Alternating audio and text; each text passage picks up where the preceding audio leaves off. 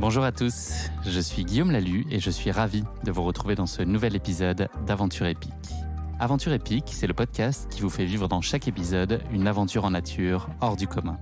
Explorateurs illustres, sportifs renommés ou encore simples amateurs, aventuriers du quotidien, Aventure épique est une plongée en apnée, le temps d'une aventure qui va vous tenir en haleine, vous émouvoir et vous inspirer.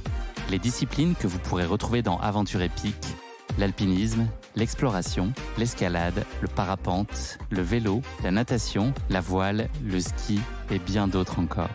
Aventure épique, c'est un nouvel épisode, un jeudi sur 2, et le mardi qui précède, un extrait de l'épisode à venir pour bien démarrer la semaine ensemble.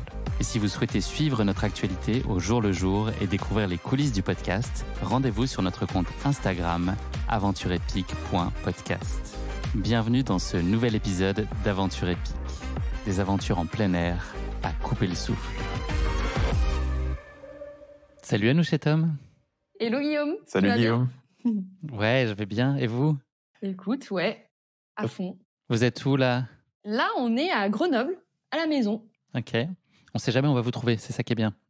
C'est la roue de la fortune. C'est ça. Mais cette fois-ci, on est chez nous. Ça n'a pas été le cas l'année dernière, mais on est dans nos montagnes et il fait beau. Donc, on s'apprête à aller rouler juste après cet enregistrement.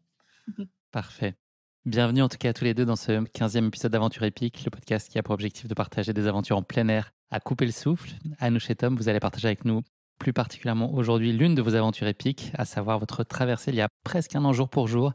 Bon, j'ai vu dans la vidéo qu'il y avait des choses qui se passaient le 11 avril, 12 avril, tout ça, donc sensiblement la date à laquelle on enregistre, vous étiez en plein milieu de cette aventure. Donc voilà, on va parler de votre traversée de la Namibie du sud au nord à vélo, à travers le désert du Namib, un désert connu pour être le plus vieux du monde. C'est un parcours de 2 semaines que vous allez partager avec nous, un peu plus de 1200 km, qui suit la route des diamants de la rivière Orange, dans un cadre souvent extraordinaire et des conditions extraordinaires, mais loin d'être évidentes. En tout cas, vous allez avoir l'occasion aussi de nous le raconter. Ça n'a pas été si simple, cette aventure, évidemment, mais c'est un peu ce que vous cherchiez aussi, j'imagine. Et puis oui, on se connaît, on a eu le plaisir de se rencontrer il y a 8-9 mois, je pense, sur l'Ultra Spirit. C'est une course qui est organisée par Caroline et François Daen dans le Beaufortin. C'était en septembre dernier, pour être précis. C'était une autre aventure épique, ou en tout cas frigorifique, un peu plus que celle que vous avez connue, je pense, dans le désert du Namib. L'exact opposé. C'est surtout un super souvenir. Ouais. Voilà pour mon petit tour de roue. En tout cas, bienvenue. Je suis vraiment ravi en tout cas qu'on puisse échanger ensemble. Ça va être un super moment. J'ai une question que je pose d'entrée de jeu à mes invités à chaque fois dans ce podcast. Est-ce que c'est une expérience à laquelle vous repensez de façon quotidienne? Est-ce que vous avez le sentiment qu'elle vous habite, qu'elle fait partie de vous aujourd'hui? Oui, je pense clairement qu'elle fait vraiment partie de nous. À chaque fois que je suis sur le vélo, quand ça commence à être vraiment dur, je me dis, en fait, ça ne peut pas être encore plus dur que ce que ça a été en Namibie. Du coup, je trouve que ça me donne beaucoup de force pour aller chercher un peu les limites. Ouais, et je rajouterais que ça fait partie de nous, mais de nous deux, c'est-à-dire que ça a structuré la façon dont on fait aujourd'hui du sport et de l'aventure. Ça nous a soudés beaucoup dans la difficulté, et donc on s'en sert aussi beaucoup tous les jours pour avancer. C'est le moment de dire que vous êtes aussi ensemble à la ville, au-delà de sur la selle. Vous êtes ensemble. Dans les deux cas. Exactement. Et on travaille ensemble. Et vous vous supportez encore, c'est beau, franchement. Ouais. Oui. Si c'est pas de l'amour, je sais pas ce que c'est. C'est l'aventure. Mon prochain podcast peut-être Amour épique. Amour épique, on pourrait être les premiers invités. Avec plaisir. Parfait. On a un concept à mon avis, on garde ça au chaud. C'est une course pour laquelle vous avez aussi de l'affection, des émotions fortes que vous liez à cette course, enfin cette aventure en tout cas.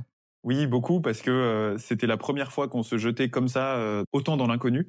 Il faut bien se dire que traverser un désert, c'est pas aussi safe que d'aller traverser les Alpes ou d'aller faire un truc assez exigeant en Europe. Donc il y avait un aspect presque survie là-dedans. Donc ça fait des souvenirs très forts. Alors évidemment, le but c'est pas de jouer avec les limites, dans la mesure où on est équipé d'un téléphone satellite, on a toujours un coup d'avance, on l'espère, sur les points d'eau et les points de ravitaillement. Mais tout ça, on fait que cette aventure est complètement unique. Et puis on n'a pas l'impression d'être sur Terre en Namibie. On va y revenir. Ouais. Clairement. Parce que la Namibie, c'est environ très peu d'habitants. C'est 3 millions d'habitants pour un territoire qui fait plus de 4 fois la France.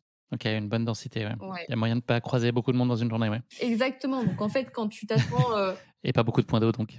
Ouais. Quand tu t'attends à tomber sur une petite ville avec un petit café, un petit resto, c'est pas du tout ça. Globalement, c'est souvent une station d'essence et un camping pour les 4x4 qui se promènent sur ces longues routes de sable en Namibie.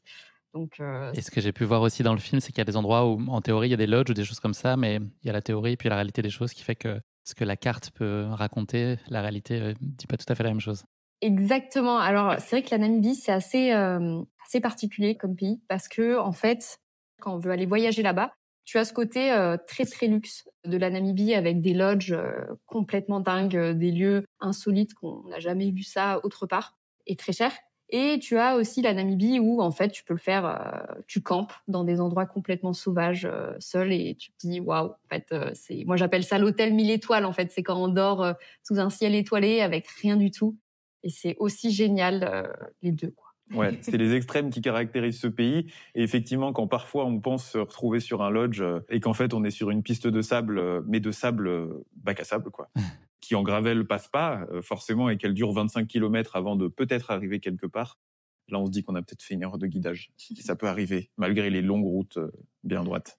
Il peut y avoir un petit peu de pression si vous êtes aussi en rade d'eau, en tout cas. Ça peut être aussi parfois stressant, j'imagine. Ouais, clairement.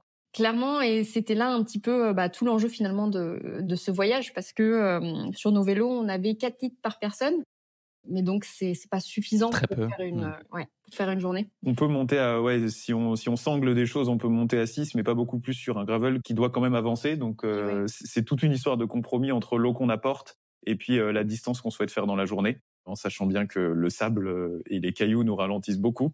Donc, l'eau était l'enjeu numéro 1 de ce voyage, c'est certain, oui. Donc globalement, ça l'a souvent fait. Il y a eu une fois où notre calcul n'a pas été très bon parce que en fait, à l'endroit où on pensait se ravitailler en eau, il y avait pas d'endroit en fait. Il y avait des mouches, Il y avait beaucoup de juste des mouches. Donc on a un peu croisé les doigts et on a compté surtout sur les passants et on va dire que la dernière voiture qui est passée, c'était à 17h, je me souviens bien et ils nous ont donné 2-3 packs de Red Bull, un petit peu de fromage pour, tenir pour la nuit.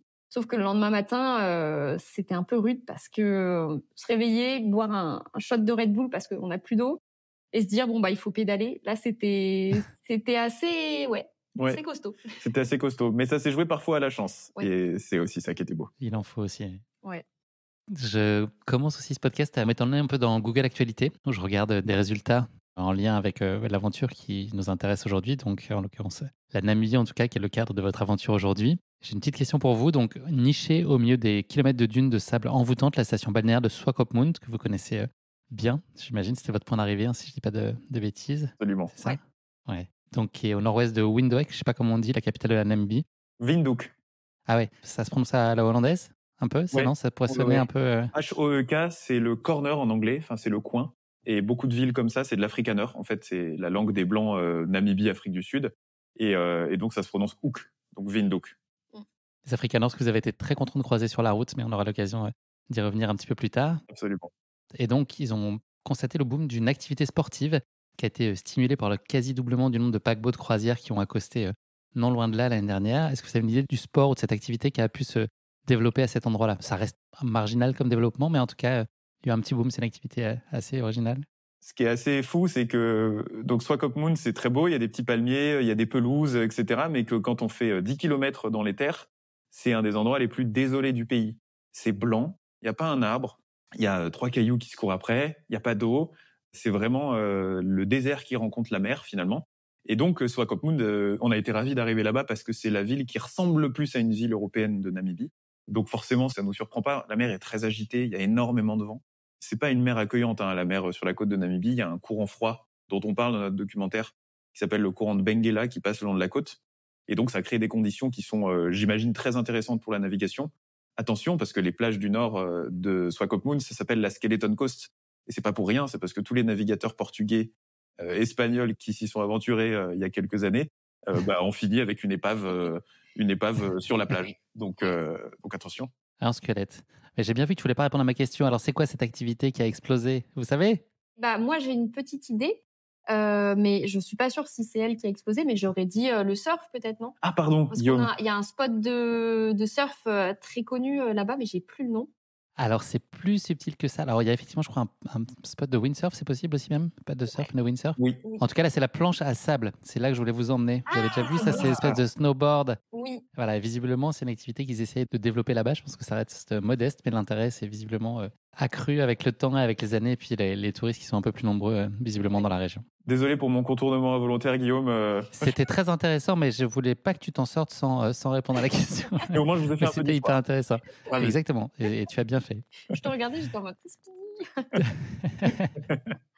Tu veux qu'on fasse un podcast de 3h40? Je te vois venir, Tom. Je suis disponible. Ça va rallonger votre sortie ce soir. Heureusement, il commence à faire jour un peu plus tard. Ouais.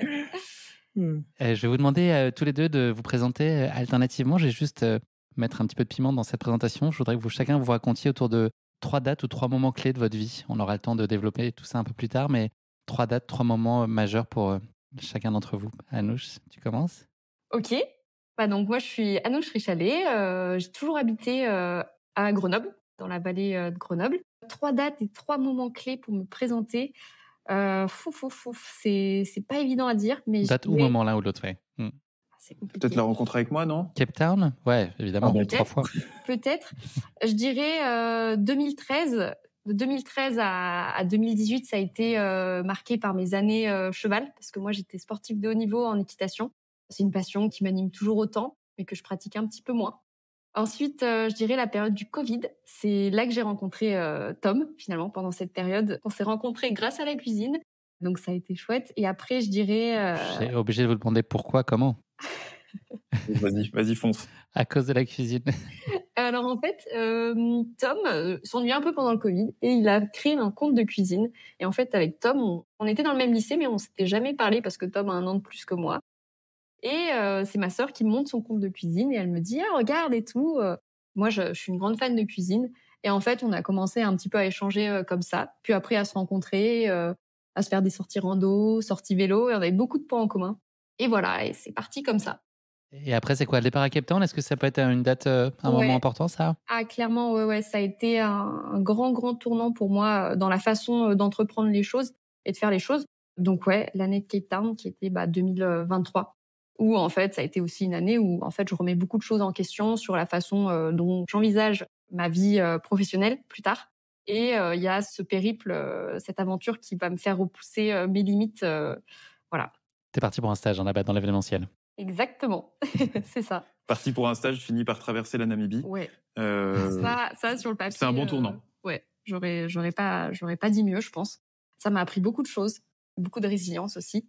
Donc voilà. Et aujourd'hui, pour me présenter un peu plus rapidement, je suis entrepreneuse et avec Tom, on est en train de monter notre boîte dans le café de spécialité. Voilà, on est en train d'élaborer des abonnements sur des cafés d'exception en France. C'est le moment de citer le nom de votre projet. Ouais. Oui, moi je le connais, mais nos auditeurs peut-être pas. On porte le projet qui s'appelle Anom Café Club. Anom pour Anouche et Tom, vous l'aviez. Notre boulot, c'est de sourcer dans les pays producteurs de café et de torréfier des cafés d'exception. Ils sont disponibles en vente partout en France et on collabore beaucoup avec des cyclistes, etc. Vous vous en doutez. Et du circuit court et tout qui va bien. Absolument. Ouais. Et on aura l'occasion d'y revenir. On aura peut-être l'occasion d'y revenir. Si je dois me présenter... Tom, toi, tu as eu le temps. Bah ouais, toi, tu as eu le temps de trouver même 10 dates et 10 moments clés. J'ai eu de la chance. Je peux t'en faire 10, Guillaume, mais on va rester sur 3. Non, je pense que la première date, c'est 2016 où j'achète mon premier vélo. Parce que la passion du vélo, je l'ai transmise aussi à Anouche, qui m'a transmis plein d'autres passions en retour, bien évidemment. Mais non, j'achète mon premier vélo et je fais mon premier col tout seul avec un vieux vélo de route des années 80. Pour moi, le vélo, ça m'a toujours fait rêver parce que j'ai regardé le Tour de France depuis tout petit et puis les coureurs cyclistes, on en a rencontré un hier, moi, ça me passionne. Donc ça, c'est très important. La seconde, évidemment, c'est le confinement et ma rencontre avec Anouche. Ça, c'est assez logique. T'étais obligé de le dire. Je vous refais pas l'histoire, mais c'était 100%. Voilà, c'était obligé. Et puis ensuite, je dirais qu'il y a le lancement de notre première boîte ensemble, qui est au 1er janvier de cette année, parce que c'est un projet qu'on porte depuis plusieurs mois, qui vient d'Afrique. C'est des cafés et des pratiques qu'on ramène d'Afrique du Sud, de Cape Town notamment, où on vivait. Et puis c'est une aventure tellement excitante qu'elle va nous amener à voyager, à transpirer, et à rencontrer des personnes géniales. Moi, c'est un point de départ essentiel et ça a été un tournant dans nos vies et carrières. Voilà. On va remonter un tout petit peu le temps ensemble, même pas mal de temps. Est-ce que vous avez le souvenir que le goût de l'aventure, il était présent déjà dès votre enfance, très tôt? Ça a été une évidence. Toi, tu as pas mal baroudé, je pense, Anouche. C'était l'Afrique que tu connais bien. Oui. C'est vrai que moi, j'ai pas mal le goût de l'aventure. Je crois que mon premier voyage, je devais avoir 8 ans, mon premier voyage hors continent européen.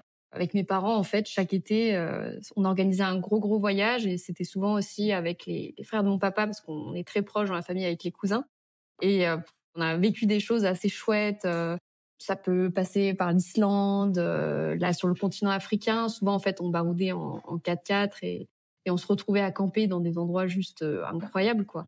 Donc il est venu assez tôt. Puis il a été aussi toujours animé par le sport avec, l'équitation. J'en ai pratiqué avec mes cousines, avec ma sœur, avec mon frère. Enfin, j'en pratique toujours en famille.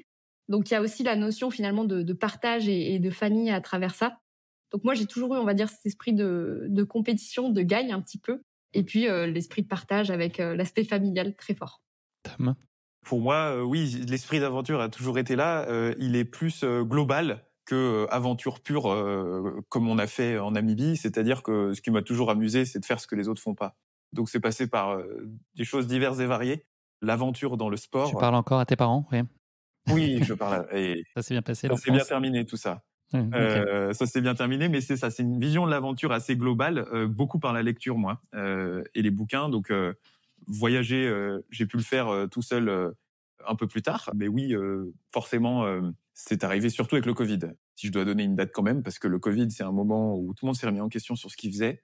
Et puis c'est là que les longues sorties à vélo ont commencé. C'est là que je suis allé voir derrière les montagnes, littéralement, parce qu'on habite à Grenoble, et qu'ensuite s'en est suivi de nombreuses choses dont on va parler. Mais oui, évidemment, toujours.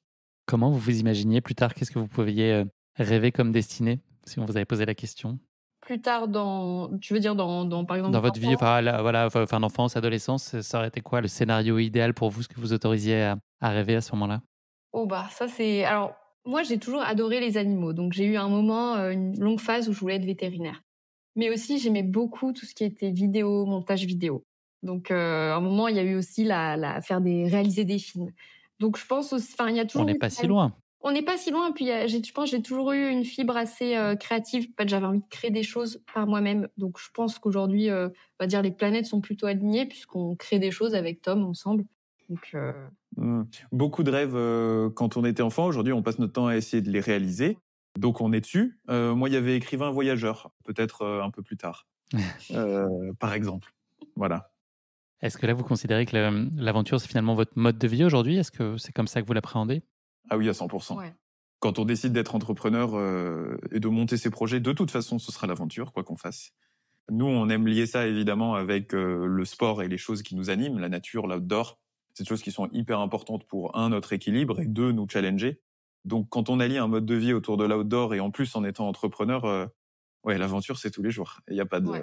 il y a pas de routine. Clairement. Une journée est une aventure à elle-même, puisqu'il faut allier sport, travail, enfin équilibre social, bref, beaucoup de choses. Bah, tout simplement, hier, on s'est retrouvés à Chambéry pour aller livrer un coureur de l'équipe AG2R La Mondiale. Bien évidemment, on est parti en vélo de Grenoble parce que sinon, c'est pas drôle. On s'est retrouvés à aller livrer nos cafés pour faire une vidéo à un coureur de... Oui, et en plus faire la vidéo, donc c'est-à-dire transporter le drone sur le vélo, etc. Voilà, donc il y a toujours un peu ce petit grain de folie, je pense, qui nous définit un peu tous les deux. C'est quand on veut faire les Et il n'y choses. avait pas de lodge au moment où vous êtes arrivés en plus. Et non, pas cette Et fois. non, pas cette fois. Exactement. Donc voilà une journée type. Donc il y en a pas, effectivement. Ouais. Qu'est-ce qu'il faut malgré tout pour que, pour vous, une aventure, elle soit réussie ou elle ait du sens? En tout cas, il y a eu des mots-clés que vous avez évoqués, l'outdoor, le partage. Est-ce qu'il y a d'autres notions et qui sont un peu les critères pour vous dire, OK, ça, on a envie de le vivre. Il faut qu'il y ait à tout prix nécessairement ces choses-là. Eh ben, pour moi, j'aime bien l'attente et puis le désir d'aventure parce que je pense qu'une aventure, elle doit être attendue, alors préparée plus ou moins selon les personnes, mais ça doit venir d'une envie profonde parce que c'est pas logique de partir à l'aventure, c'est pas logique d'être entrepreneur non plus, c'est la même idée. Il faut que ce soit porté par quelque chose d'un peu fou qu'on a en tête, qu'on se fait une idée d'un endroit et qu'on a vraiment besoin d'aller y voir, qu'on ait lu quelque chose de fascinant sur cet endroit, etc. Et donc cette attente crée forcément une envie d'aventure qui nous pousse, qui nous donne des ailes, qui nous pousse à faire des choses complètement, parfois un peu déraisonnables, parce qu'il faut bien le dire. Et puis Et parce qu'il faut un peu l'être pour oser, pour se lancer. et il faut un peu l'être, absolument. Donc je dirais ça. Et puis Anouche, je sais pas si tu voulais compléter. Ouais, non, c'était vraiment clair. Enfin, moi, souvent, ce que je me dis, c'est que finalement, on a qu'une vie. La forme, bon, là, j'espère qu'on l'aura dans encore quelques années, mais c'est vrai qu'on l'a aussi maintenant. Donc, je pense que, en fait, quand j'entends quelqu'un qui me dit qu'il n'a pas le temps pour faire ci, pour faire ça, je pense que il faut arriver à le trouver. C'est important parce qu'en fait, le temps, tout le monde peut le trouver. Il faut choisir où on affecte son temps. Et, ouais. Je pense que l'aventure mérite un temps et je pense que tout le monde doit trouver sa propre aventure. Ça, c'est quelque Et chose. elle n'est pas au bout du monde nécessairement, c'est important de le dire, elle est au pas de sa porte. Oui, oui, oui, elle est pas forcément en Namibie. Dimanche, j'ai fait Grenoble-Saint-Priest près de Lyon pour aller voir Anouche pendant une compète. Et je peux vous dire que pendant ces 100 km, dans l'Isère, j'en ai vécu des aventures. Et c'était drôle de mettre en parallèle ce que je vivais là avec un an avant la Namibie. Donc, absolument. Je voudrais qu'on revienne ensemble sur des moments phares que vous avez vécu ensemble. C'était en 2022, c'était au mois d'août, c'était la traversée de la Californie à vélo.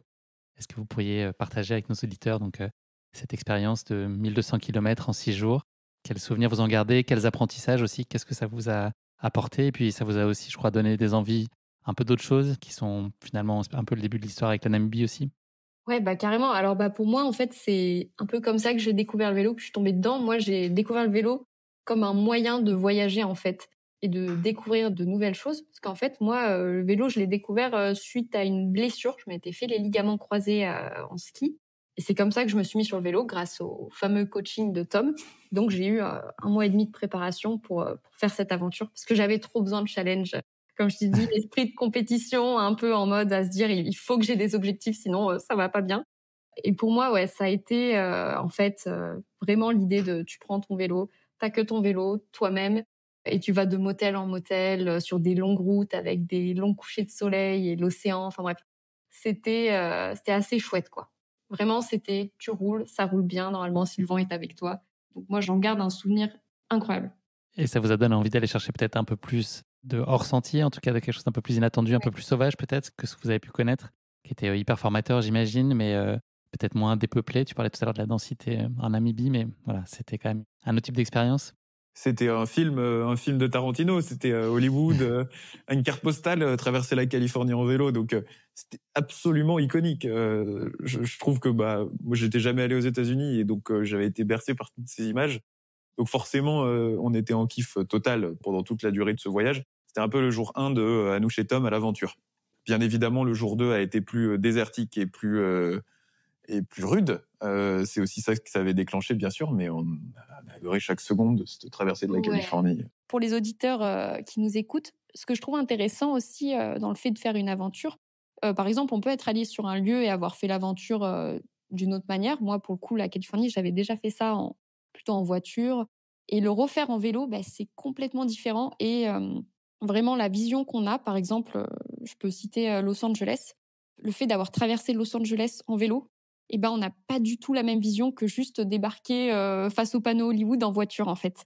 On se rend compte que, en fait, il y a des quartiers qui sont assez, je dirais, dangereux, quoi. Il faut pas s'y promener trop longtemps, avec des chiens un peu errants, etc. Quand on a traversé le quartier de Compton, un lundi matin, on faisait pas trop les fiers, hein.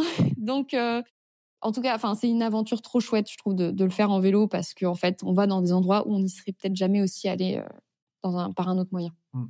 Ça change littéralement les perspectives. Voilà.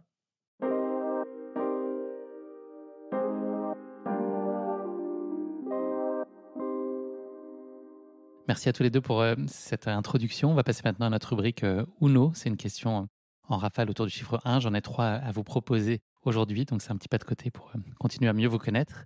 Première question de cette rubrique. Si vous pouviez être ami avec un personnage de fiction, donc pas forcément science-fiction, fiction, qui serait-il? Chacun sa réponse. Alors moi, ce serait Elastic Girl des Indestructibles. Pas parce mal. que, parce que je suis pas quelqu'un de très souple et ça sert d'avoir un pote qui est souple et qui peut t'aider sur certains trucs. Voilà. C'est Tom, Monsieur Souplesse? Non, non, justement, c'est pour ça qu'on a besoin d'Elastigirl. Ok. Moi, je serais ami, je pense, avec Cliff Booth, le personnage joué par Brad Pitt dans Once Upon a Time in Hollywood. Ok. Parce qu'on a tous besoin d'une doublure cascade dans la vie. C'est important, ouais. Cliff Booth, c'est un peu le pote. C'est lui qui répare les toits aussi? Ouais, c'est lui qui répare les toits, absolument. Torse nu, ouais, ok. Absolument, c'est lui-même. On a toujours besoin de quelqu'un qui peut réparer les toitures aussi, c'est important. Exactement. Et puis voilà, c'est une doublure cascade. On a tous besoin d'une doublure cascade dans la vie, je pense. Donc, Cliff Booth. Très belle idée. Et de Brad Pitt aussi, pour boire un bon café, quoi. Je te laisse seul juge. Si vous pouviez vivre dans une période de l'histoire de votre choix, laquelle choisiriez-vous? Alors, je pense, moi, j'aimerais bien la Grèce antique, parce que tout le monde est en tauge. En tauge. partage. Et que, je sais pas, les banquets, la nourriture a l'air hyper saine à cette époque-là. Voilà. Ça donne envie. Et ouais, je pense que je serais à la Renaissance parce qu'il y avait encore tellement de trucs à explorer sur Terre que du coup, ça avait l'air d'être passionnant. Quand je me dis qu'ils connaissaient pas les États-Unis, il y avait un truc à faire. Donc Tu serais voilà. monté sur une caravelle là, en partance ou pas? Ouais, je pense. J'espère. Ouais, Bon, je te dis ça maintenant. On se retrouve à la Renaissance, Guillaume. on en reparle. On rembobine et on voit ce qui se passe quand on nous demande de monter à bord. C'est ça. Alors là, je vais vous demander de me citer l'un et l'autre un emoji. Si vous étiez un emoji, lequel serait-il? Alors, c'est toujours très compliqué à décrire avec des mots. Vous pouvez aussi vous aider des gestes, etc. Mais voilà, un emoji qui vous représenterait, en tout cas pour lequel vous avez de la tendresse. OK. Alors, par emoji, est-ce que par exemple, je sais pas si je te dis la petite licorne sur l'iPhone? Qu'on voit dans votre film d'ailleurs, en picto, je crois, quand vous envoyez des messages Ah façon oui, SMS peut-être. au début du Ah film. ben oui, Anouche, elle a sa petite licorne. exactement. Je l'ai vue. Les chevaux sont toujours dans mon cœur. Et moi, je pense que je serais celui avec le chapeau de cow-boy qui sourit. Pour moi, c'est un Un état d'esprit. état d'esprit. Tu laisses le cheval à Anouche et toi, tu es plutôt dans le saloon avec ton chapeau de cow-boy. Exactement. À boire des bières à pied, si j'ai bien compris. Ton petit péché mignon. 100%, Guillaume. Très bien. Tom, tu dis pas à Anouche pour les licornes. On garde ça entre nous. On garde ça entre nous, pas de problème. Faut pas que ça se sache. Merci à tous les deux. Je vous propose qu'on s'attache maintenant à votre aventure épique. On est là pour ça. Donc, votre traversée en 2023 sans assistance de la Namibie du sud au nord en empruntant la route des diamants qui chemine dans le désert du Namib. Cette idée, elle est née au départ d'une passion pour le vélo. Est-ce qu'au départ, il y avait vraiment ce moyen de locomotion qui était central dans un peu les aventures que vous aviez envie d'aborder? Et puis ensuite, une question de contexte qui se prêtait très bien. Et puis, on aura l'occasion de raconter après comment vous avez découvert que c'était possible de se lancer dans un tel projet en Namibie. Mais voilà, le point de départ, c'était l'idée de vivre une aventure à vélo. Ouais, clairement. En fait, on avait tellement aimé justement la Californie et on suivait, tu vois, pas mal d'ultracyclistes qui se retrouvaient dans des endroits qui avaient l'air juste incroyables. On se disait, on est quand même à Cape Town. Vraiment, c'est la porte pour faire une aventure en Afrique, vu les pays frontaliers qu'il y a. Donc, clairement, il y avait une aventure à vélo prévue. Dès la 2e semaine, on est arrivé à Cape Town. On voulait vraiment trouver des gravels. C'était vraiment, vraiment le but, quoi. C'est un pays de vélo en plus de ce que j'ai pu comprendre et entendre. C'est très populaire là-bas. Ouais, la communauté vélo du Cap, et puis même d'Afrique du Sud, elle est hyper importante. Faut voir les routes en même temps. Ça fait partie des plus belles routes du monde. Alors, on est gâtés ici, mais là-bas, c'est vraiment quelque chose. Donc, il y a quelque chose de très structurant autour du vélo. Et puis, la plus grande course de vélo du monde en termes de participants est à Cape Town. Donc, on l'a faite, ça s'appelle la Cape Town Cycle Tour. C'est un 110 km splendide sur la péninsule de Cape Town. Donc, voilà, là-bas, on est 14 000 coureurs. 14 000 coureurs. Guillaume, tu as fait des devoirs exceptionnels. Ça a vu un peu. Il y a du boulot. Hein. Non, mais ça donne une idée de l'échelle. En tout cas, c'est immense. Ouais, c'est immense. C'est un immense embouteillage à vélo de 110 km. Mais c'est très beau. Donc c'est pas pour la vitesse qu'on le fait. Cette idée la plus particulière de la Namibie, en tout cas au-delà de l'intérêt théorique pour ce qui se passe autour de l'Afrique du Sud et du potentiel que vous aviez en tête, il y a une vidéo YouTube qui a joué un rôle assez particulier dans la naissance de ce projet-là, c'est ça? Ouais, un après-midi, on était à la maison au Cap et en fait, on allait aller faire du vélo et puis je tombe sur une vidéo YouTube de gars qui font la Rhino Run. Rhino Run, c'est une course d'ultracyclisme de 2600 km entre le sud de l'Afrique du Sud et puis Windhoek, donc la capitale de la Namibie. Et puis nous, on voit ça, on se dit, mais mais on peut faire du vélo en Namibie parce que sur la carte, c'est juste une énorme tache ocre-rouge parce que c'est un désert, quoi.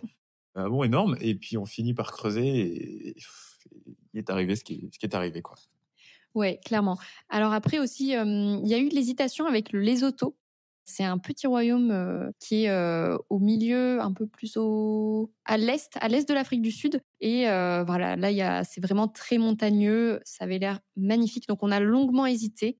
Mais on s'est dit, le désert, quand même, la chaleur. On a envie d'aller s'y frotter. Parce que visiblement, le froid, c'est moins ton truc, Anouche. Et je crois qu'au Lesotho, il faisait plus froid. Exactement. Aussi. Exactement. Puis, tu avais dû le voir quand on s'est rencontrés auprès de la petite cheminée du réchaud à l'Ultra Spirit, que j'avais froid aux mains, oui. C'était quoi les conditions que vous deviez réunir là pour vous lancer et vous dire, OK, c'est le bon moment. En tout cas, on va créer la possibilité de réaliser ce projet-là. À quel moment vous dites, OK, c'est pour nous. Maintenant, il y a une espèce de rêve. On va le tangibiliser, puis on se met en avant pour gérer toute la partie déjà de préparation. Bien sûr. Alors déjà, il nous fallait passer un tout petit peu l'été namibien parce que le désert, c'est chaud, mais encore plus l'été. Donc les saisons sont inversées là-bas. On a mis le départ en avril, donc au moment de l'automne, disons là-bas. parce qu'il faisait encore trop chaud pendant les mois de décembre, janvier, février. Ensuite, il nous fallait un sponsor, parce que c'était la première fois qu'on se lançait un petit peu en mode expédition. Donc, on avait des images à produire, etc. On s'est dit que ça pouvait intéresser plusieurs marques. On a fait une préparation vraiment maison, sur place, en quelques semaines, en contactant les marques d'équipements de vélo, les marques de gravel, évidemment, sur place au Cap. Le documentaire, c'était votre intention ou c'était un peu le prérequis pour pouvoir aussi mobiliser des partenaires? Alors, on adorait la photo, faire beaucoup de photos à Cape Town et de vidéos. C'était un peu un petit challenge, je pense, en plus. Et je pense aussi, on peut parler de prérequis. Une fois qu'on a eu trouvé les sponsors, on avait envie quand même de faire quelque chose de sympa pour eux et pour nous. Oui, le documentaire, à l'inverse du second qu'on est en train d'éditer sur l'Ultra Spirit, donc l'événement de François Den, Carline. Là, c'était un documentaire un peu spontané. On a beaucoup filmé à l'iPhone, on a filmé avec des GoPro, du drone, un peu d'appareil photo, etc. Et puis en rentrant, on s'est dit, ah mais quand même, on a beaucoup de choses. Et donc c'est parti en montage, forcément. Ouais, c'est ça. C'est pas évident, je dirais, d'être à la fois acteur et réalisateur de son propre documentaire quand on essaie tous les jours de survivre. Ça, c'est important de le noter parce qu'on n'avait pas une petite voiture balai derrière qui pouvait nous faire les super images. Du coup, voilà, c'est pour ça, on est sur un documentaire qui se laisse bien voir, avec des plans un peu amateurs parfois, mais voilà, je dirais que c'est ça qui fait un peu l'authenticité de ce documentaire. Vous êtes modeste parce qu'il est vraiment très beau et surtout il y a beaucoup d'humour. C'est ce qui est chouette, c'est qu'il y a plein de petits pas de côté dès le départ d'ailleurs avec une citation dont vous pouvez pas vous empêcher de dire qu'elle est complètement fausse. C'est une situation un peu voilà, qu'on peut lire à droite à gauche. Ouais, dans l'aventure, le plus dur, c'est de partir. Mais c'est évidemment faux, hein. Le plus dur, c'était en Namibie. C'est d'y être, hein, tous les jours, hein. Pour les partenaires là, que vous avez embarqués avec vous, l'idée c'était vraiment essentiel d'avoir des acteurs locaux à vos côtés. Oui, on a beaucoup aimé l'idée de préparer l'expédition depuis le Cap. Donc, on n'est pas venu avec des partenaires européens et des marques comme Café du Cycliste, avec lequel on travaille maintenant, mais c'était pas encore le cas à l'époque. Mais donc, on a trouvé des marques locales de vélo, notamment une marque créée par un ancien coureur du Tour de France qui s'appelle RH77, qui était vraiment de Cape Town. Et donc, ça nous a fait marrer de prendre les vêtements et de les amener au milieu de la Namibie. Les gars étaient complètement fous qu'on fasse ça.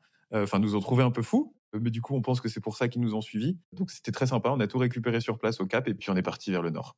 Vous avez réussi à mobiliser tout le monde aussi très vite. Enfin, la préparation, elle a duré quoi, un gros mois, enfin autour d'un mois, c'est ça à peu près? Ouais, c'est ça, le temps de réunir des informations aussi sur l'itinéraire. Donc, on a eu Steven Le Yarrick au téléphone et Adrien Liechti notamment, qui sont des ultracyclistes accomplis, euh, Référent, ouais.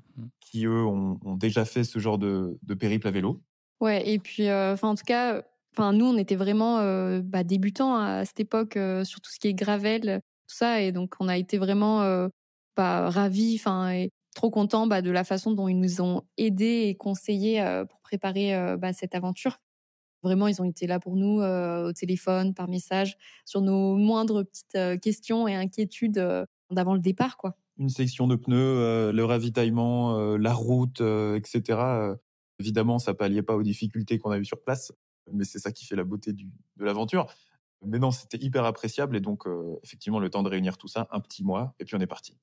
Puis la difficulté, c'est ça, c'est que vous êtes sans filet. C'est-à-dire que si vous faites les mauvais choix sur le vélo, sur les chambres à air, sur, enfin voilà, sur plein de choses, sur l'hydratation, sur le froid, la gestion du froid, la tente et autres, ça peut vite devenir compliqué, quoi. Mais on te rassure, Guillaume, on a fait des mauvais choix quand même. Sinon, Tout le monde, évidemment. Est-ce que sur la partie carto, etc., c'était facile pour vous à appréhender aussi cet aspect-là? Vous, tu le disais à nous, vous étiez néo-aventurier et ultra-cycliste à ce moment-là. Est-ce que vous avez rencontré beaucoup de difficultés à vous projeter, en tout cas, dans dessiner le trajet, savoir ce que vous alliez concrètement pouvoir trouver au fil des étapes, et puis à quel point vous l'aviez ficelé, cette partie-là? Alors, en ce qui concerne le trajet, donc on t'avait parlé de cette course donc qui est la Rhino Run. Donc on a réussi à télécharger la trace, GPX parce qu'en fait, ils passent par des endroits, c'est pas les plus faciles par contre pour le coup. Donc on a essayé de se dire: «OK, là, on va passer, par leurs endroits» parce qu'on a envie un petit peu de se challenger et ça a l'air d'être très, très chouette. Mais c'est des endroits qui sont vraiment, vraiment très isolés et à un moment, on hésite en fait parce qu'on en parle, aux personnes qu'on croise parce qu'il y a une route qui s'appelle la D707 et une autre route qui est, on va dire plus courante, mais bon, qui reste vraiment gravier et les gens nous disent c'est une route, c'est impraticable, en voiture, il faut sortir les plaques, on s'enlise et on tombe sur des jeunes en tuk-tuk par contre qui eux donc ont traversé, toute l'Afrique en tuk-tuk, des jeunes complètement ouf, mais géniaux qui nous disent: «C'était, l'une des plus belles routes qu'on a traversées» donc du coup, nous forcément, on se dit: «Bon let's go!» avec nos petits pneus pas très épais. On y va, on va voir. Et donc là, ça a été assez épique. Ouais, c'est vrai que le tracé de la Rhino Run nous emmenait, parce qu'on l'a suivi par confort, on avait un petit guidage GPS, donc c'était pratique, nous emmenait sur des zones quand même vachement isolées. Je pense à la frontière Afrique du Sud-Namibie, où on a tapé 45 degrés dans un parc qui s'appelle le Richtesveld, qui est un parc de pierre finalement. Magnifique, mais très chaud, donc il y avait ça, et puis cette fameuse D707 dont parle Anouche. Ouais, franchement, c'était un pari. On savait que si on restait sur le tracé, on avait des chances de retrouver une civilisation à un moment ou un autre. Mais quand on est dans un bac à sable sur 100 km, ça commence à piquer un petit peu. Donc voilà. Mais ça s'est fait. Ça s'est fait. Est-ce que sur la partie physique, vous avez mis des choses en place? Là, il y a beaucoup d'organisation, de logistique, du tracé, etc. Imaginez, est-ce que vous aviez le bagage physique pour encaisser une telle épreuve? Vous avez dû aussi pas mal bosser et accroître la préparation de ce point de vue-là? Oui, alors on avait la chance de rouler quasi tous les jours au Cap parce que les routes s'y prêtaient. Donc on s'était habitué à nos vélos. On s'était pas forcément habitué à la charge, bien sûr, des bagages. Bien qu'on soit parti léger, ça faisait toujours des vélos d'une vingtaine de kilos. Donc on avait accru le nombre de sorties, etc. Mais on savait que ça se jouerait aussi et beaucoup dans la tête. La Namibie, c'est pas juste un défi physique parce que les montagnes qu'on a à la maison nous le montrent déjà. Enfin, c'est voilà, Il y a de quoi faire. on fait un col, on fait 2 cols, 3 cols. Un jour, on fait 3000, 4000 de dénivelé. Ça, c'est pas la routine du tout, mais c'est physiquement très exigeant. La Namibie, c'est exigeant dans la tête, surtout. Ouais, c'est vrai que je pense que la Namibie, c'est surtout, en fait, c'était la chose auquel on pouvait finalement pas être préparé et c'était sur le terrain qu'on allait voir, c'est vraiment le mental. Parce qu'on n'est pas sur des portions où il y a énormément de dénivelé, c'est surtout, très plat. Mais en fait, quand il y a tous les éléments de la nature qui sont contre toi, par là, j'entends le vent, Pas le mal le vent, sable, quand même. beaucoup le vent, ouais. Le sable, la faim qui arrive, le manque d'eau. Et ben, en fait, c'est l'enchaînade, on va dire, de tous ces éléments qui fait que, OK, là, ça va jouer au mental. Et en fait, bon, le physique prend aussi beaucoup, mais voilà, c'est une expérience mentale. Sans mental, tu finis pas. Oui, c'est ça. Start with the legs, finish with the mental. Ça, je crois que c'est Steven Le Yarrick qui écrit ça sur. C'est vrai, absolument. Finisher, exactement. Il a raison et on comprend pourquoi maintenant. Pour se donner un ordre d'idée, niveau sportif, des plus grosses journées qu'on ait faites, on a fait 150 km, un peu plus. Bon, sur des routes très exigeantes, ça c'est certain, mais c'est pas une distance inatteignable quand on est en forme, reposé, bien nourri, etc.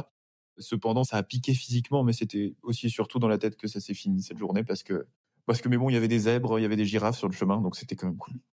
On part avec quoi là comme matériel, comme équipement pour une telle aventure? Il y a des choix radicaux à faire. J'imagine à un moment on doit choisir si on veut plus de chance que son vélo encaisse bien, que d'avoir froid la nuit ou que de plus manger. Enfin voilà, comment tout ça se structure. Et sur la partie alimentation, je veux bien vous entendre aussi sur les principes d'autonomie et puis l'eau qui a été un sujet essentiel. Comment sur le papier en tout cas en amont, ce qui est prévu et comment vous organisez? Mmh. Mais on a donc déjà des vêtements de vélo très légers et très respirants parce que le but, c'est pas de se faire accabler par la chaleur. Alors, on a la chance qu'il fasse pas humide, hein, il fait très très sec, mais il faut des vêtements respirants, il faut beaucoup de crème solaire. Comme on t'a dit, le max qu'on ait eu, c'est 45 degrés. Évidemment, c'était pas le cas du tout tous les jours, mais ça fait mal. C'est une chaleur très sèche. Ouais, c'est une chaleur très très sèche, on se rend pas compte qu'on transpire. C'est pas désagréable, ça, je trouve. Parce que si c'était humide, là, ce serait beaucoup plus dur, je pense. Et puis côté vélo, en fait, on avait des gravels en alu qui étaient un peu lourds, mais bon, qui ont fait l'affaire. La grosse erreur qu'on a faite, c'était de ne pas partir en roue tubeless. Donc, si vous partez en Namibie, prenez des roues tubeless, s'il vous plaît. Voilà, ça c'est pour les auditeurs. Vous en faites ce que vous voulez. En fait, on avait gardé la sélection de pneus qu'on avait et donc les chambres dedans. Qui sont même pas arrivés jusqu'en Namibie, je crois, votre stock, c'est ça? De chambre à air, il est même pas arrivé jusqu'à Namibie. Ah non, le stock s'est En épuisé 2 jours, c'était percé. avant la Namibie, en fait, parce qu'on a commencé en Afrique du Sud. Donc, la suite de l'aventure a été qu'une suite de solutions à trouver pour réparer nos roues. C'était très amusant, ça nous a permis de rencontrer plein de gens. Donc, ça a été très structurant dans l'aventure. Donc, en fait, les épines d'acacia, il y a beaucoup d'acacia là-bas. Enfin non, il n'y en a pas beaucoup, mais dès qu'il y en a un, on crève. Ouais, c'est les petites épines fourbes. C'est les petites épines fourbes qui restent dans la chambre et qu'il faut bien enlever, sinon on recrève 5 minutes après. Et je peux vous dire que changer une chambre à 40 degrés, c'est pas la meilleure expérience du monde. Tu parlais de l'alimentation et de l'eau.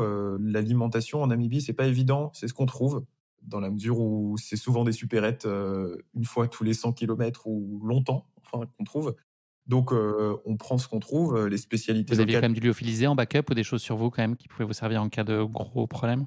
Alors non, on n'avait pas de lyophilisé du tout. Bon, on avait toujours des petites barres en stock et là-bas, ils ont, du biltong. Ils mangent beaucoup de viande en Afrique du Sud et en Namibie. De viande séchée. C'est de la viande séchée et ça, franchement, c'était top parce que ça nous apportait, les apports en calories, en matières grasses, en sel, souvent, en fait, ce qui va nous manquer le plus vite.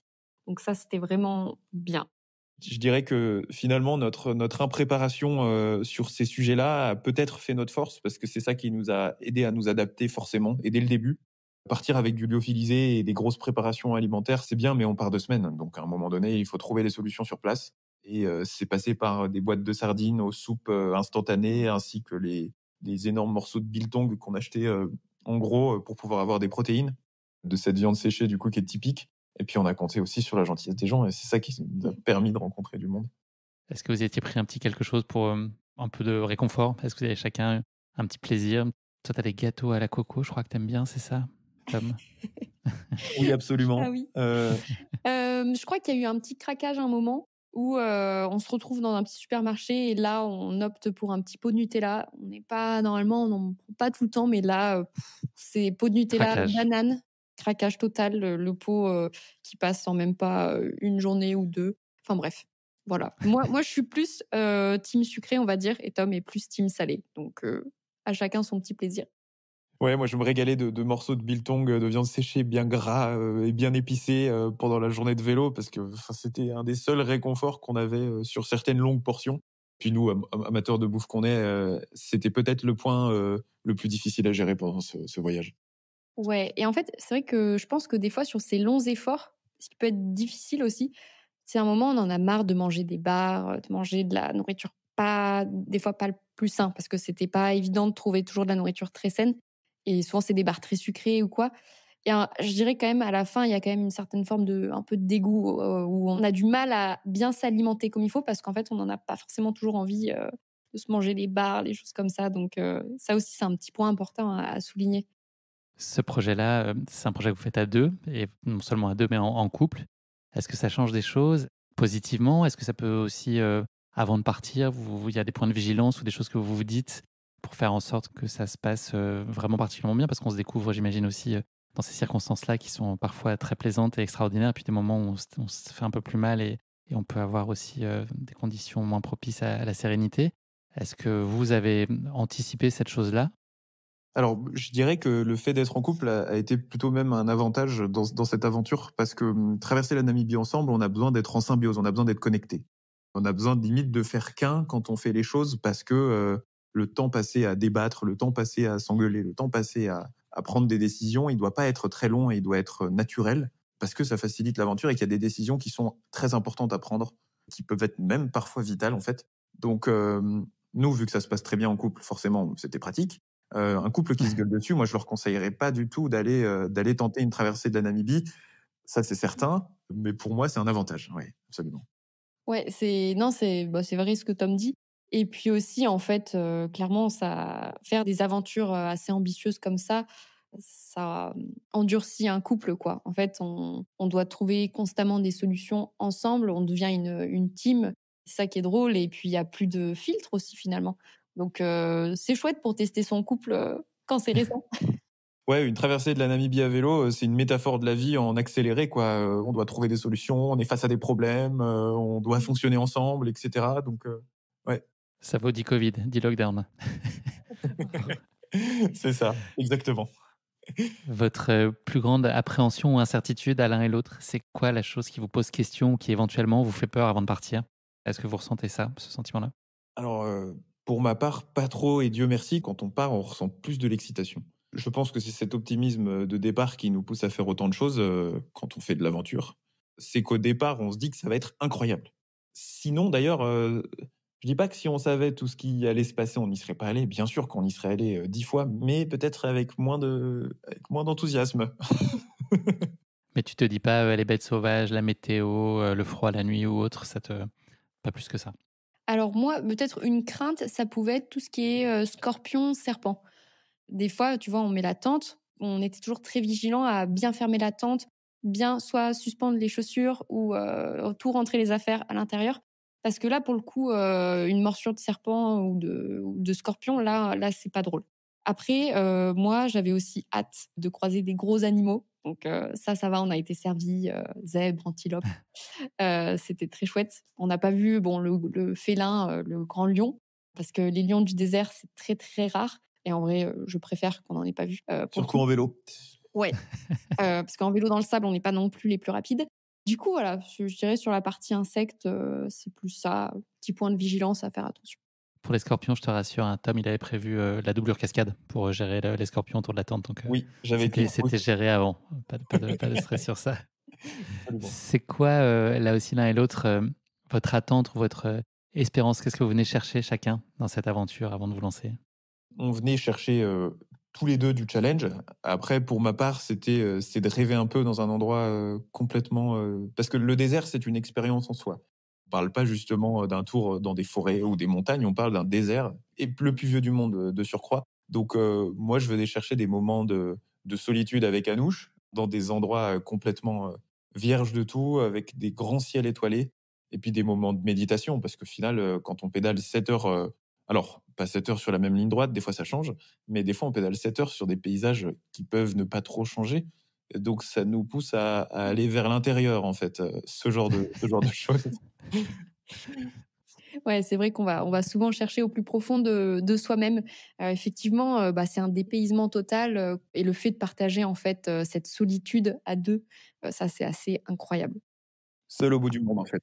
C'était la promesse, on y est arrivé. C'était de se retrouver seul au bout du monde, et on avait vraiment l'impression d'être au bout du monde.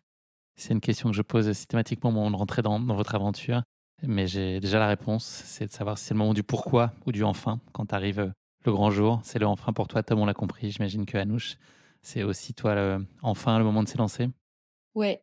Alors, moi, je vais pas te mentir, mais, sur le moment tu parles du moment du départ, on est d'accord? Oui, absolument. OK. On avait passé, ma famille était venue nous rendre visite, à Cape Town, donc on avait passé 2 semaines, juste assez dingues, ensemble. Et le fait en fait, on les quitte, mais on les quitte à vélo, donc on part parce qu'on sait qu'on s'élance à vélo comme ça. Et j'ai quand même eu un petit moment, pas d'angoisse, mais tu sais, tu te dis: «Ah ouais, genre là, ça y est quoi, tu pars, juste avec ton vélo». Et après, bon, forcément, l'excitation, après, une fois que ça démarre, mais tu sais, il y a un petit tu te dis: «OK, il va se passer quelque chose», et tu sais qu'une partie de toi, ça va changer. Enfin voilà, du coup, N'oublie pas, le plus difficile, c'est de se lancer, hein. ouais, c'était, donc voilà, il y a eu un petit moment, ouais, c'est sûr. Et votre famille, elle est zen de vous laisser partir comme ça? Enfin, ta famille en l'occurrence? Oui, tu sens qu'ils sont un peu inquiets, ou ils te disent 10 fois: «Fais bien attention». Alors, franchement, ils nous ont trop aidés dans la préparation, ça a été génial. Ils ont été avec nous, dans le choix de la tente, des duvets, et cetera, et cetera. Mon papa, il adore, voir sa fille, partir à l'aventure comme ça. Ma maman, elle adore aussi, mais il y a toujours un peu plus le stress de la maman qui est en mode, «Bon, OK, ça va, vous avez le GPS, vous nous envoyez un petit message, tous les». C'est quoi la première grande surprise ou le premier grand enseignement que vous avez connu sur cette aventure? Le grand enseignement, tu veux dire? Ouais, la première Hem chose où au bout de quelques heures, où là, vous vous dites: «OK, ça, on l'avait pas vu à ce point-là», ou voilà, c'est quelque chose qui vous surprend d'entrée de jeu? Est-ce que c'est, je pense notamment, peut-être au terrain ou aux conditions pour rouler? Quel est le premier truc que vous prenez un peu en vous disant: «Oh là, ça va être un peu plus chaud que ce qu'on Mmh. on avait imaginé»? Et alors je crois que, alors c'est Tom qui pourra mieux te parler de ça. En fait, quand on part vraiment équipé, donc là, c'est-à-dire qu'on a toutes nos sacoches sur le vélo, on n'a jamais vraiment roulé en vraies conditions jusqu'au jour J. Et en fait, là, Tom, il se rend très vite compte que, la sacoche arrière, elle est beaucoup trop pleine et que ça le gêne énormément pour, pédaler. Donc Tom, je te laisse, expliquer. Ouais, en partant de la ville de Springbok, qui est au nord de l'Afrique du Sud, et qui est déjà dans une zone désertique qui s'appelle le Namakwaland, donc au nord du pays. Ça fait parc d'attractions, mais je pense pas. Ah non, malheureusement Ça pas. ça ça Tu pris tes tickets pour un Namaqualand? Mais ouais, carrément. Il y a un truc à faire, mais alors vraiment pas du tout, Guillaume. Et donc, on part de là-bas, et la première section sur une route gravel, déjà on tombe sur ce qu'on appelle les fameux washboards. Washboard, ça veut dire planche à laver en anglais. Donc c'est des sections d'espèces de tôle ondulée sur la route qui défoncent les voitures, et bien sûr les cyclistes. Et la première section, les 10 premiers mètres, il y a tout qui tombe sur mon vélo. La tasse, la sacoche arrière, il y a une pompe qui se barre, enfin bref, le régal. Et puis du coup, on a passé 2 heures à tout réajuster, parce que l'épreuve du terrain, forcément, on savait pas qu'il y avait ces tôles ondulées, par exemple, avant d'y aller. Enfin, on savait pas en tout cas à quoi elles allaient ressembler. Maintenant, on le sait. Donc l'épreuve du terrain change tout, ouais.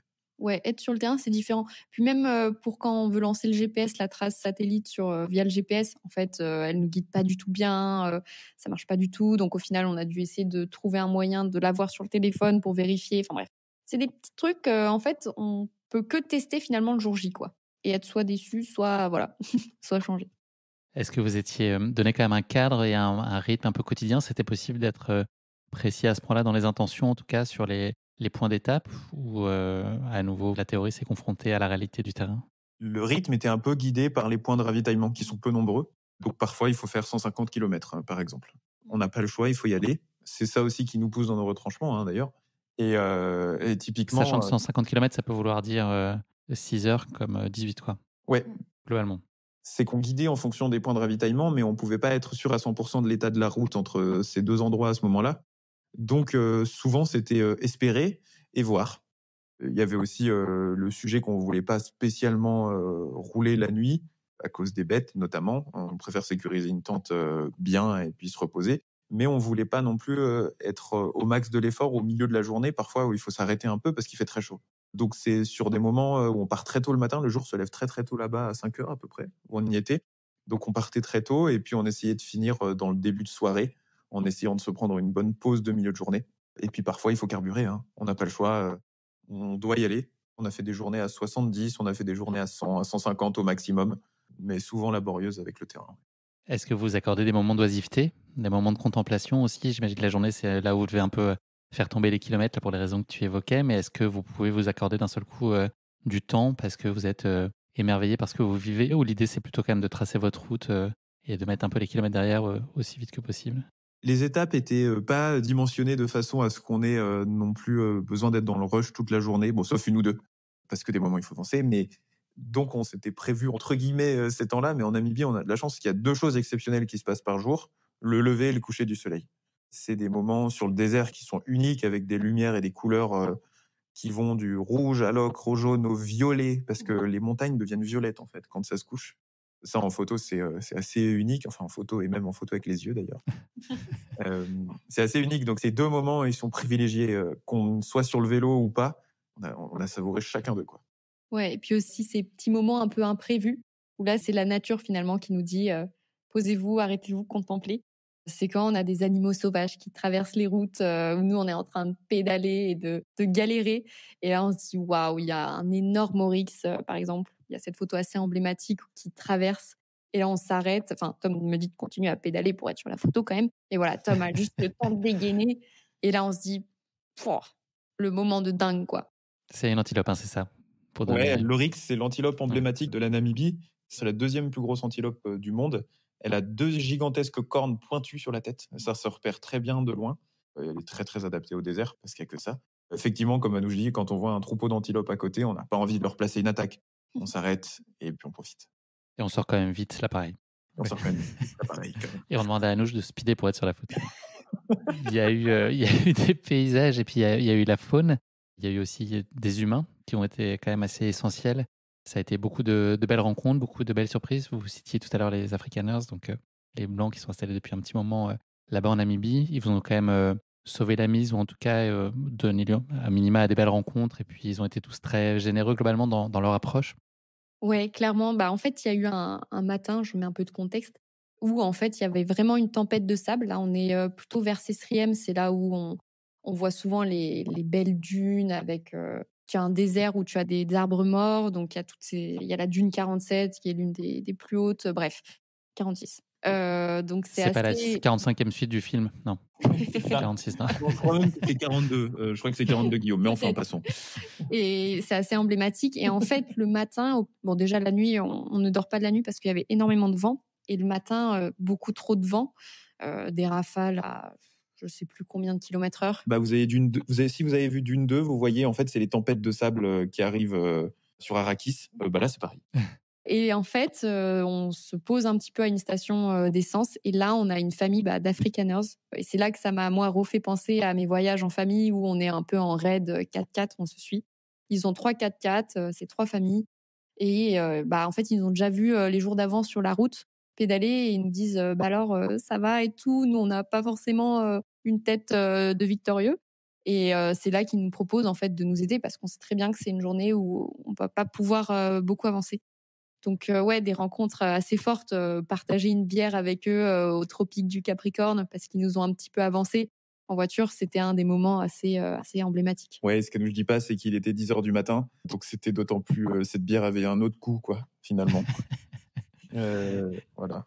Il y a un des sujets clés qui est, celui de l'eau, on en a déjà, parlé. Est-ce qu'il y a des moments où vous êtes fait peur? Est-ce que vous étiez un peu, obligé d'être particulièrement prudent? Vous êtes, connu le risque d'être presque à sec en termes d'eau? Ouais, on s'est fait peur, surtout moi, parce que moi je suis un gros animal, hein, je pèse 85 kilos, je fais 1,92 m, donc je consomme forcément un peu plus que Anouche. Qui fait Heu, que 1,91 m? qui fait qui fait non quand même, qui est plus économique, on va dire et Ouais. donc voilà, c'était hyper, important. On avait une poche d'eau de 2 litres qu'on arrivait à remplir et à sangler en cas d'urgence, pour pouvoir traverser des longues distances. On va pas se mentir, Guillaume, hein, on a dit sans assistance, on était sans assistance. Parfois, le 4x4 qui passait et qui avait un bidon de 5 litres d'eau nous dépannait parce que Mmh. sinon, c'est quasiment injouable. La Rhino Run, ils demandent aussi d'être sans assistance. Donc je sais que certains l'ont fait et parce qu'ils avancent très vite, en étant encore plus légers. Mais au rythme auquel on avançait et ce qu'on consommait, parfois entre les points, c'était pas jouable. Donc on a eu la chance et le plaisir de compter sur certains 4x4 qui étaient même en expédition des fois, qui nous dépannaient un petit peu. Puis manquer d'eau, c'est quelque chose dont on n'a pas l'habitude. On manque jamais d'eau dans notre vie au quotidien. C'est une sensation quand même horrible, la soif, quand on commence à la ressentir et d'autant plus après ça devient dangereux forcément quand il fait chaud et avec l'effort. Mais donc parfois on était obsédé par l'eau quoi, on rationnait un petit peu. Moi forcément j'ai un mal de tête qui se déclenche quand je suis déshydraté, donc mon cerveau, mon corps me le dit tout de suite. Donc des petits moments de flip effectivement, Ouais. mais qu'on a géré. L'histoire de votre aventure, ça a été aussi, l'histoire des crevaisons. Donc si j'ai bien compris, on vous offre pas d'acacia, pour vos anniversaires, à venir. Ah non, s'il te Ça a plaît. été un gros sujet qui a perturbé quand même, au-delà du tout début, ce qu'on expliquait tout à l'heure sur les chambres à air que vous avez percé, toutes très vite. Ça a quand même été un vrai sujet récurrent. Est-ce que ça a pu, un peu, entacher votre plaisir? Ah oui, franchement, alors ça teste, ta capacité à overreact, je dirais surtout pour Tom parce que bon, c'est quand même, Tom le mécano de l'équipe et au bout de la deuxième, enfin ou genre de la première chambre à air qu'on rechange et puis en fait, finalement, c'est la valve qui casse. Là, ouais, il y a eu des petits pétages de plomb par rapport au matériel parce que ce qui est frustrant, c'est déjà qu'on est un peu lent avec le vent et cetera, le terrain. Là, quand il y a le matériel qui s'y met, ouais, c'est c'est costaud. Ouais, j'imagine pas cette aventure, sans crevaison, je sais pas ce qu'elle aurait été, mais elle aurait été en tout cas moins passionnante, parce que bon, dans le désert, on peut crier, personne nous entend, donc il y a eu quelques pétages de plomb effectivement, mais c'est marrant parce que ça nous a amenés dans tous les magasins de bricolage et stations essence, du pays entre, la frontière et la capitale. Ça nous a permis de rencontrer des gens qui nous dépannaient, qui trouvaient un mec qui avait une chambre à air d'un pote, qui est une chambre à air de route et ensuite on s'est rendu compte que les chambres à air de vélo de route, si on les gonflait beaucoup, ça passait dans des gravels. Donc, on a fait des kilomètres avec. Et puis ensuite, on trouvait des chambres à air avec un liquide tubeless dedans. Donc ça nous a dépanné pour la fin. Et puis, on a enfin pu avancer et finir. Mais du coup, c'était vraiment système D, quoi. C'était vraiment à l'africaine. On venait aussi pour ça.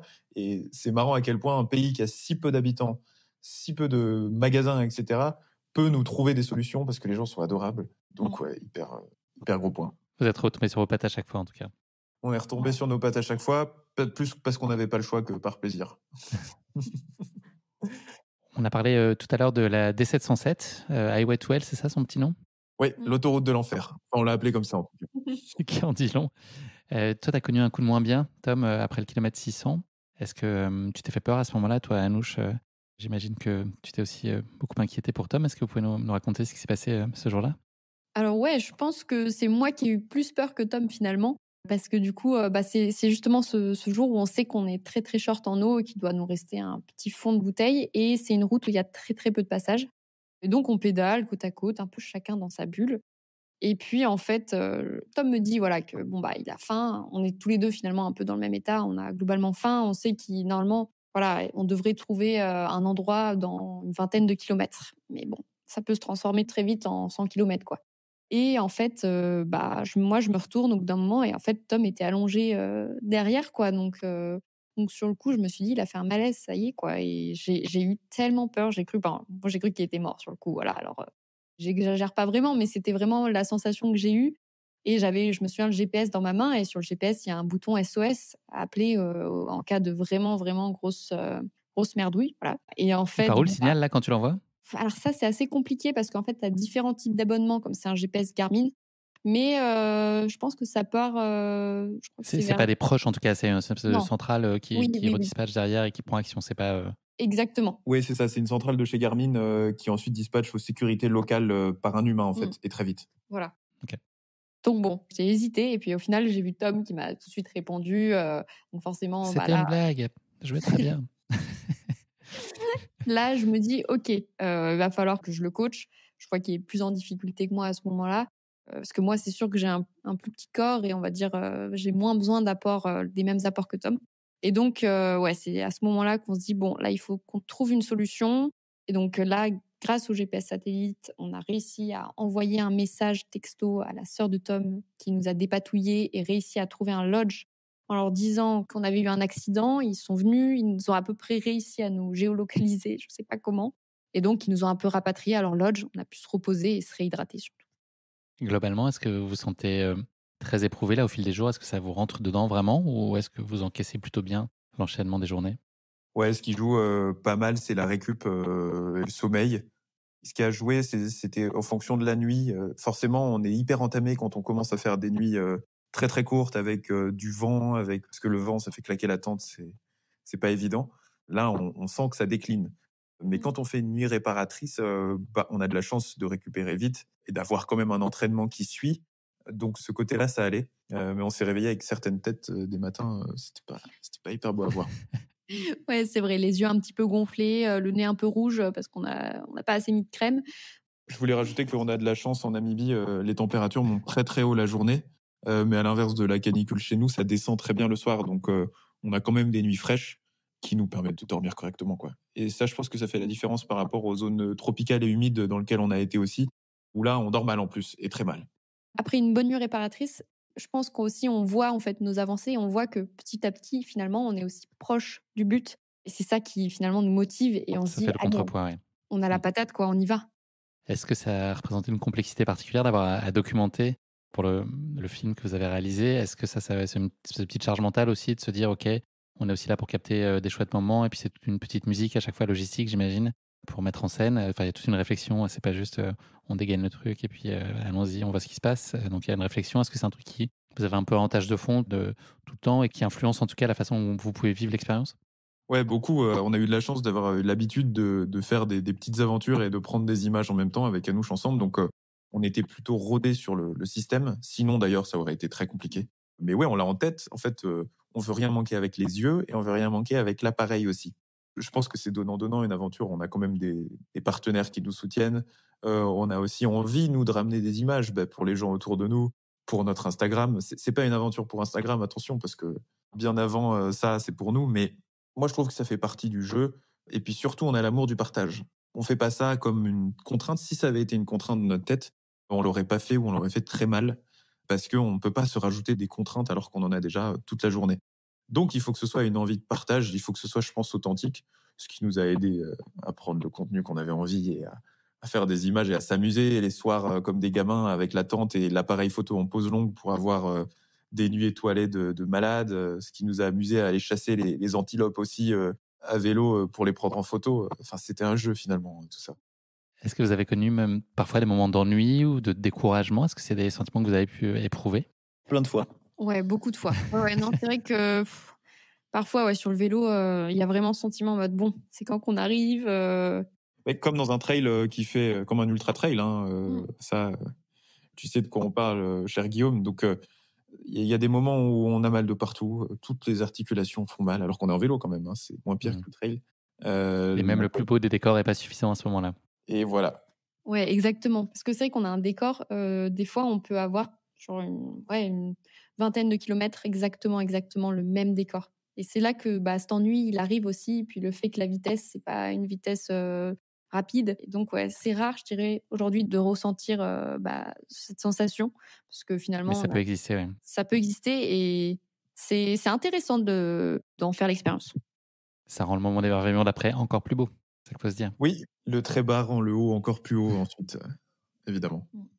Qu'est-ce que vous avez ressenti là, au moment de voir poindre un peu la fin de l'aventure? Est-ce qu'il y a eu de la place pour de la nostalgie déjà avant le dernier coup de pédale? Est-ce que vous avez appréhendé différemment les dernières heures et derniers moments de cette aventure? Ça a été progressif, cette fin, parce qu'on s'est retrouvé à Swakopmund. En fait, avant d'arriver à Swakopmund, on a déjà atteint une ville. Donc on s'est dit: «Ah, une ville!» Mais c'était pas tout à fait la fin, mais on a pu aller au resto. Bah, la ville s'appelle Walvis Bay.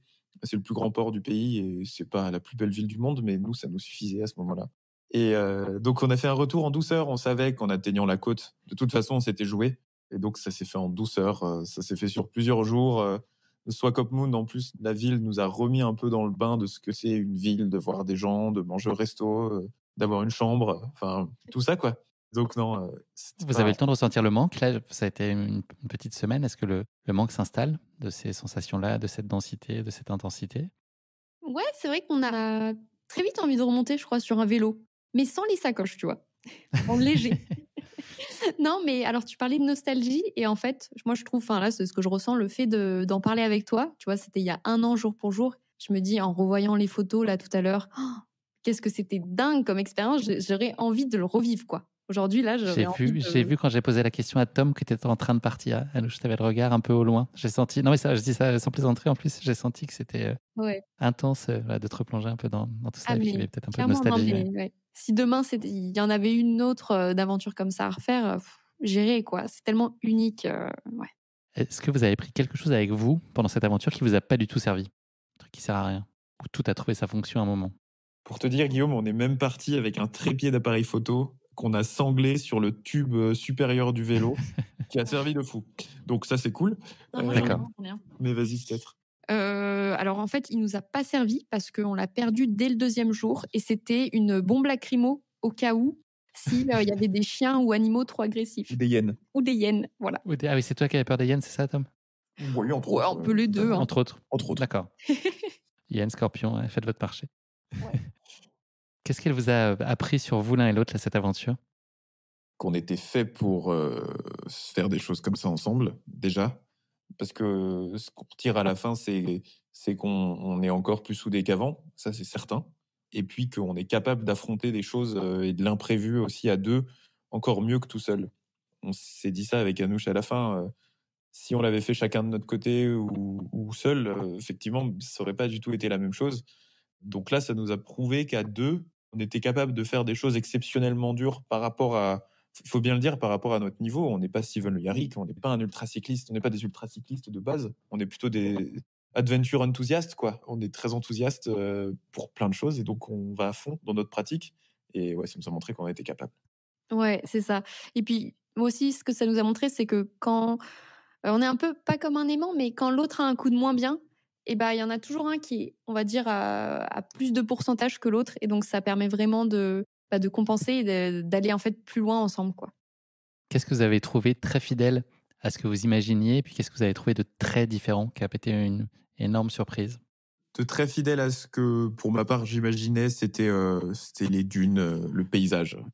J'ai été encore plus subjugué par ce que je pensais. Enfin, j'avais pas vu d'image vraie, mais c'était les couleurs et les paysages. Là, franchement, la Namibie tient vraiment ses promesses. C'est pas une blague. Je pense que c'est les paysages les plus exceptionnels que j'ai vus de ma vie. Donc, pour ma part, c'est ça. Promesse tenue. Ouais. Pour ma part, ce qui était très inattendu, c'était les gens. On savait pas sur qui on allait tomber là-bas. Donc, on tombe sur des peuples de populations autochtones qui vivent là-bas depuis 10 000 ans, qui sont pas vraiment noirs comme les Africains, qui sont plutôt mat de peau, avec des langues dont on n'a aucune idée finalement en Europe aussi, qui s'appellent les Nama, qui s'appellent les Herero, qui s'appellent les Damara, et tous des gens hyper sympas, avec qui on a beaucoup accroché. Et puis, ouais, on n'avait aucune idée qu'on allait tomber sur eux. Voilà, ça c'était. Moi, ça m'a fasciné parce que j'adore étudier les gens. Au-delà d'être passionné par des paysages, je suis passionné par les gens. Donc, les gens qui ont fait ce territoire et les gens qui ont habité là-bas depuis toujours, on n'en avait aucune idée avant d'y aller. Ouais, non, c'est vrai que je partage exactement ce que Tom a dit. D'inattendu, bah, je dirais aussi la difficulté finalement de ces routes qui, de loin, paraissent plates, faciles, roulantes, mais au final, c'est tout l'inverse. C'est pas roulant, c'est vraiment pas roulant, la Namibie. Le moment que vous voudriez revivre, si c'était possible. On ferme les yeux. Vous êtes tout là si vous fermez les yeux. Moi, je l'ai. Tu l'as, toi? Ouais, je l'ai, je Je l'ai. crois qu'on Tom a le s'est bien même. prêté à l'exercice. Ouais. Ouais, bah, une nuit à la belle étoile de camping, tous les deux avec nos vélos et avec aucun autre bruit que nous deux, quoi. Ouais, cette fameuse Ouais. nuit sur la D707 dans notre hôtel 1000 étoiles avec, avec notre petite tente et seul au monde, quoi. Ouais. Quel conseil vous donneriez à quelqu'un qui voudrait se lancer dans un tel projet? Une chose. Mettez des roues tubeless et allez-y. Faites-vous On votre va pas, propre idée. on va pas se laisser embêter par des acacias non plus. Voilà. Mmh. Mettez des roues tubeless et allez vous faire votre propre idée. Vous en ressortirez pas la même chose que nous non plus, vous allez Ouais, voir. ouais. Vous avez documenté cette aventure, je l'ai dit tout à l'heure, avec un film qui s'appelle Benguela, qui est accessible sur Vimeo. Est-ce que vous voulez en parler? Vous avez monté ça assez rapidement après être revenu. Qu'est-ce que vous pourriez nous dire sur ce film pour donner envie à nos auditeurs, pour ceux qui voudraient en savoir plus, d'aller y jeter un œil? Ouais, bien sûr. Alors, Benguela, la route des diamants, ça retrace donc vraiment cette aventure en autonomie qu'on a fait avec Tom et il y a une pointe vraiment, bah, d'humour, en fait. C'est aussi, je pense, avec ça qu'on a bien vécu notre aventure. C'est parce qu'on s'est jamais trop pris au sérieux finalement et que nos galères nous faisaient quand même rire. Des fois, on pouvait, piquer une petite colère, puis 2 secondes après, en fait, on était pliés de rire, quoi. Donc voilà, on retrouve ces petits moments un peu, d'humour, puis bon, bah, des paysages aussi assez exceptionnels qu'on peut voir. Et puis un petit mot sur cette fameuse route des diamants. En fait, on a suivi le parcours des diamants qui descendent la rivière Orange, qui marque la frontière entre la Namibie et l'Afrique du Sud au sud, et qui sont ensuite charriés par le courant de Benguela vers le nord du pays. Donc nous, notre trajet a été marqué par les anciennes mines de diamants allemandes, les villages abandonnés dans les années 20, par C'est des... saisissant ce plan-là, du village qui a été abandonné à partir du moment où il y avait plus de diamants. Là, c'est un village fantôme, c'est incroyable. C'est ça. C'est vraiment des gens qui ont tout laissé comme ça en partant, quoi. C'est impressionnant. On voit aussi des zones interdites dans le pays parce que l'exploitation des diamants continue. Elle structure pas mal l'économie. Et puis c'est fascinant, le diamant. Le diamant, c'est au-delà d'être une pierre, c'est quelque chose qui se prête beaucoup aux histoires parce que c'est une pierre précieuse, c'est la pierre la plus précieuse du monde. Voilà, donc c'est aussi de tout ça qu'on avait envie de parler à travers ce périple en vélo. Voilà. C'est sympa en plus d'avoir ramené à Anouche un diamant. Je comprends que tu sois nostalgique, Anouche, maintenant. Ah oui. Tout s'explique.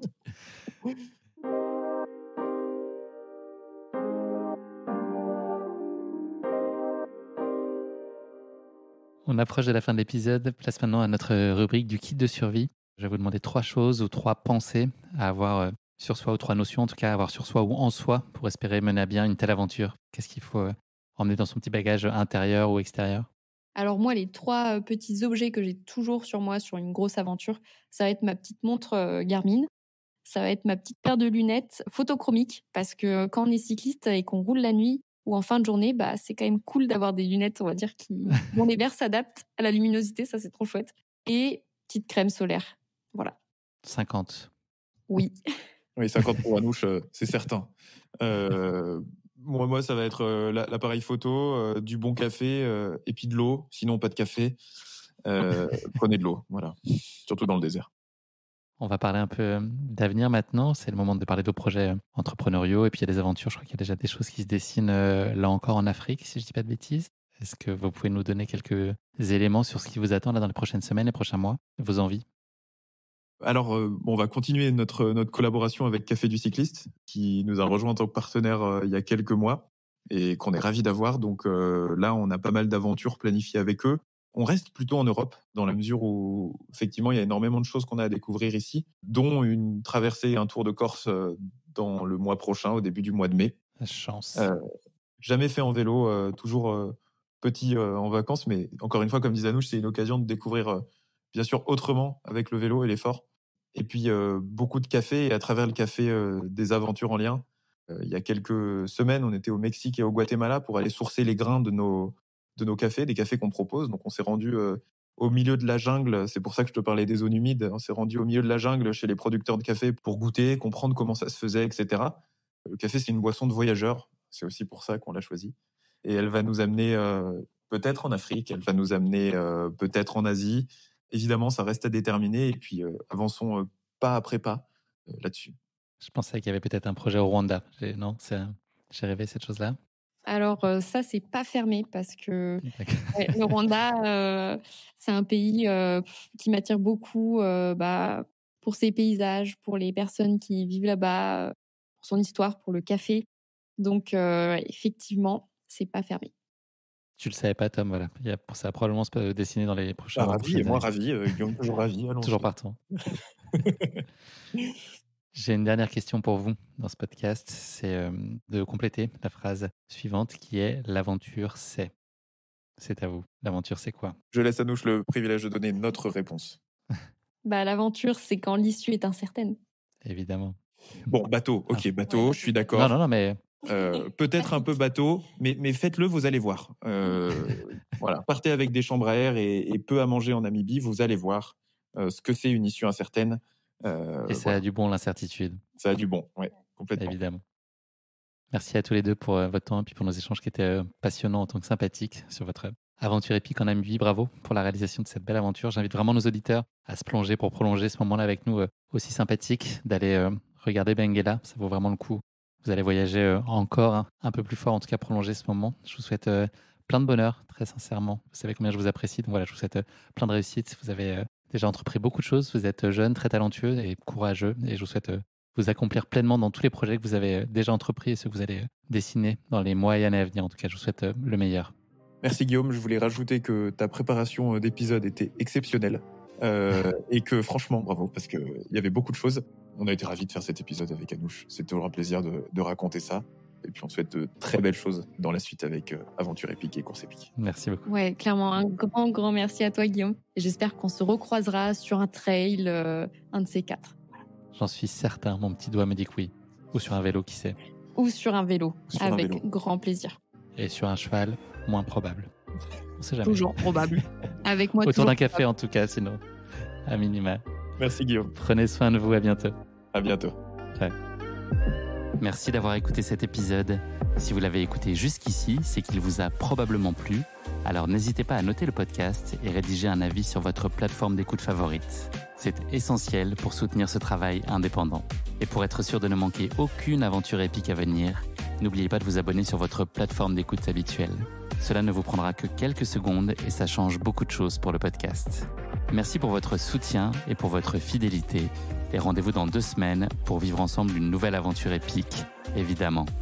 Et si vous voulez vibrer d'ici là avec des histoires de course à pied hors du commun, courez écouter mon autre podcast, Course épique.